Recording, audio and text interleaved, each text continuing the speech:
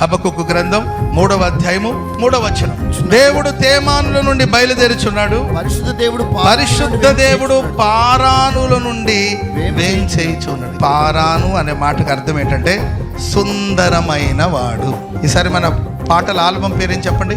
సౌందర్య పూర్ణుడు. మనసారా నిన్నే చేరి ప్రియమారా నిన్నే కొలిచి నన్ను తింటును ఆశ తీరా అతి కాంక్షణీయుడా.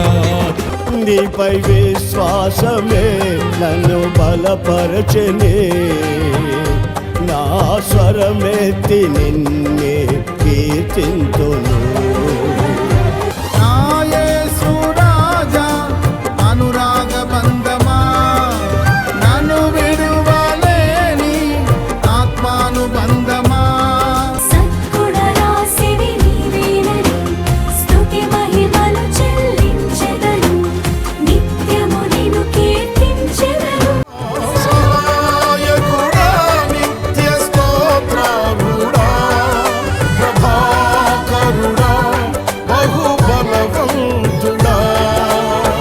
సత్యవంతుడా మహాపరిశుద్ధుడా, ఆరాధనకు యోగ్యుడా.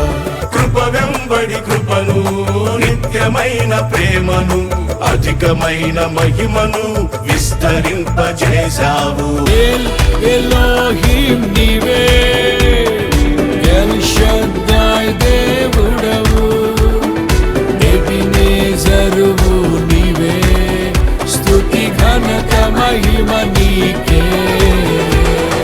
నిత్యం నీకే నా ఆరాధన, నీవే నీకే నా స్తుతి కీర్తన. యేసయ్యా యేసయ్యా యేసయ్యా, యేసయ్యా యేసయ్యా యేసయ్యా.